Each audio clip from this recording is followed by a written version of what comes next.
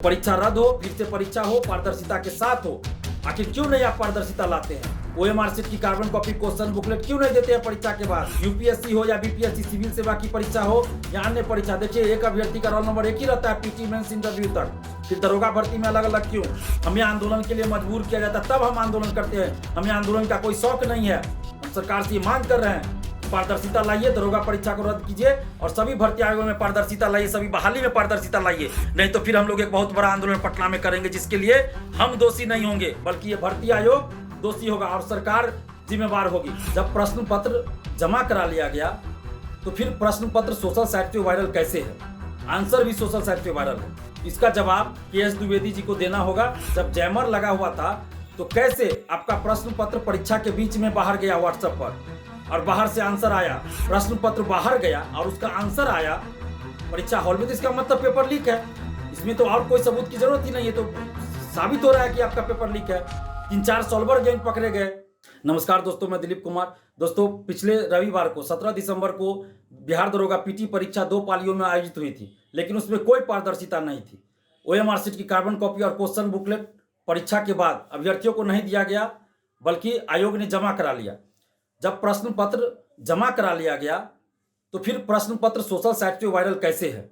Answer भी social site पे viral है। तो इसका जवाब के.एस. द्विवेदी जी को देना होगा और बीपीएससी को देना होगा, बिहार सरकार को देना होगा कि जब प्रश्न पत्र आपने जमा करा लिया तो आपका प्रश्न पत्र सोशल साइट पे कैसे वायरल है? इसकी जांच होनी चाहिए। प्रश्न पत्र बाहर कब आया, कब फोटो खींचा गया? परीक्षा से पहले, परीक्षा के बीच में?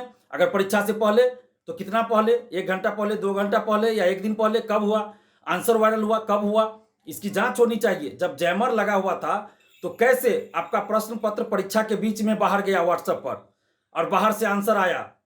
जो मधुबनी की घटना है कि एक महिला अभ्यर्थी ने अपने हस्बैंड को भेजा प्रश्न पत्र और उसका आंसर उसके हस्बैंड ने भेजा। जब जैमर लगा तो कैसे हुआ?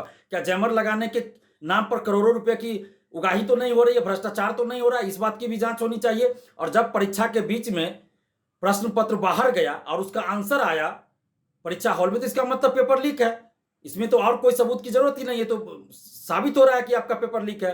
3-4 सॉल्वर गैंग पकड़े गए, तो इतने लोग तो पकड़े गए, बाकी लोग नहीं पकड़े गए होंगे, बहुत सारे लोग। तो अब ये बात तो निश्चित हो गया ना कि पेपर लीक था आपका। जब प्रश्न पत्र बाहर लाना नहीं है तो बाहर कैसे घूम रहा है? परीक्षा के बीच में कैसे महिला अभ्यर्थी ने प्रश्न पत्र व्हाट्सएप पे भेज दिया?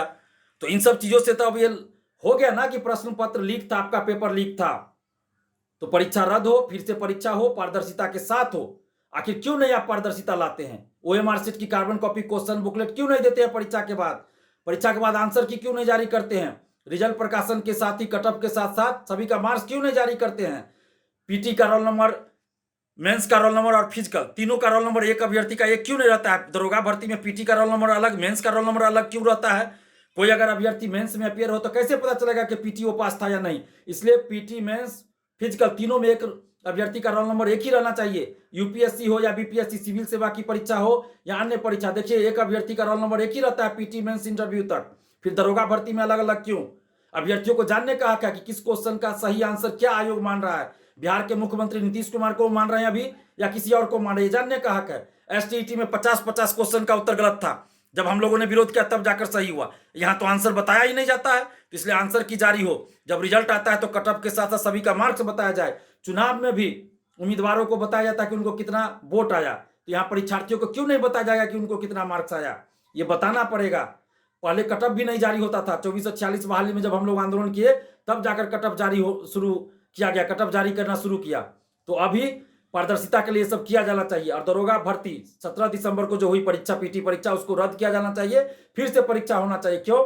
क्योंकि पेपर आपका लीक था। इतने सबूत के बाद आप कितना सबूत चाहिए? तो सरकार से हम मांग कर रहे, खासकर नीतीश जी, तेजस्वी जी से मांग कर रहे हैं कि कब तक आप बिहार के लाखों युवाओं के साथ इस तरह से अन्याय होता देखते रहेंगे?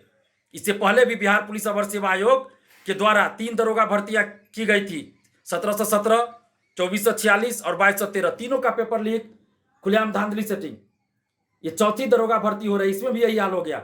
सिपाही भर्ती का पेपर लीक, पिछले 8-10 साल में जितनी सिपाही भर्तियां हुई, पीटी का पेपर लीक, बीएसएससी का पेपर लीक, बीपीएससी का भी पेपर लीक हुआ था।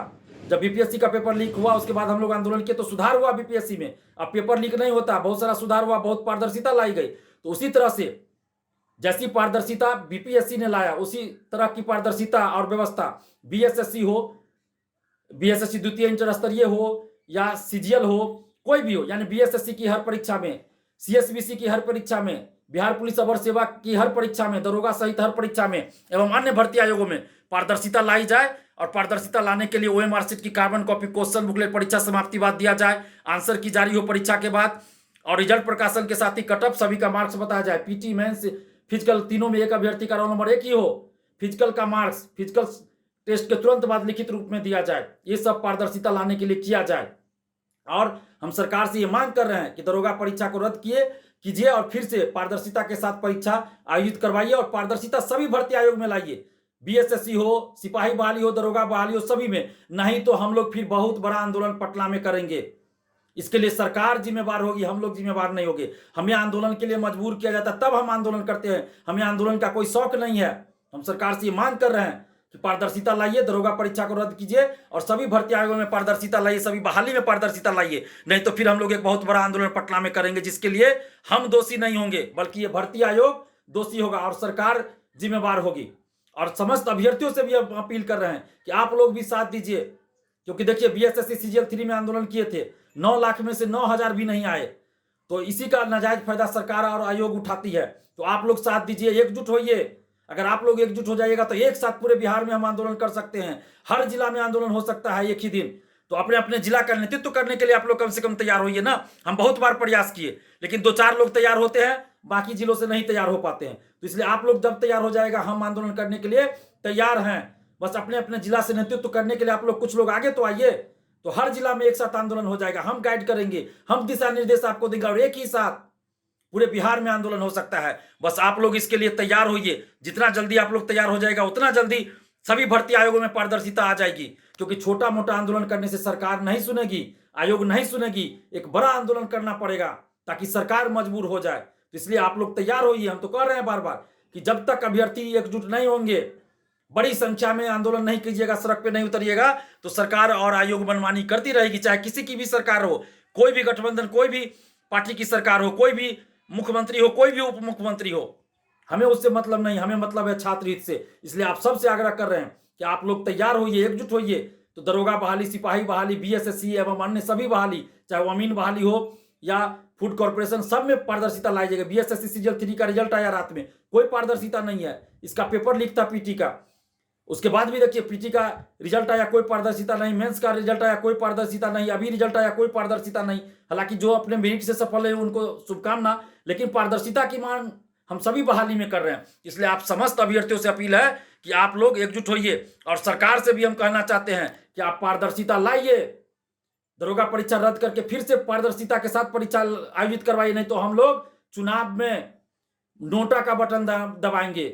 और सभी अभ्यर्थियों से भी अपील कर रहे हैं कि अगर आपके साथ न्याय नहीं होता है तो आप चुनाव का बहिष्कार कीजिए। और बहिष्कार इस संबंध में कि आप नोटा का बटन दबाइए, युवा शक्ति को दिखाइए कि जब अगर हमारी बातें नहीं सुनी जाएगी तो हम किसी पार्टी, किसी नेता को वोट नहीं देंगे और नोटा का बटन इस चुनाव में दबाएंगे। तो सरकार से हम अपील कर रहे हैं, मांग कर रहे हैं कि अभ्यर्थियों के साथ न्याय कीजिए, पारदर्शिता लाइए, दरोगा परीक्षा रद्द करके फिर से पारदर्शी तरीके से परीक्षा आयोजित करवाइए। साथ ही बीएसएससी, बीपीएससी, बीपीएसएससी, सीएसबीसी एवं अन्य सभी भर्ती आयोगों में पारदर्शिता लाइए। जैसी पारदर्शिता बीपीएससी, बिहार लोक सेवा आयोग में है, वैसी ही पारदर्शिता हर भर्ती आयोग में आनी चाहिए। नहीं तो हम लोग इस चुनाव में नोटा का बटन दबाएंगे।